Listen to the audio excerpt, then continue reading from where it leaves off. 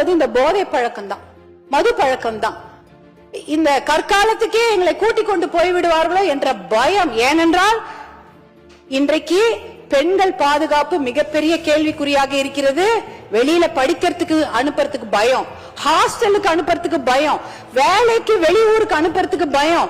வேலைக்கு போன பொண்ணு பத்திரமா பேருந்துல இருந்து வீட்டுக்கு வருவாங்களா, இல்ல தொடர்வண்டி நிலையத்துல ஏதாவது நடக்குமா, பத்திரமா இரவு வீடு வந்து சேருவார்களா, இப்படி எதற்கு எடுத்தாலும் பயம் பயம் பயம்தான்.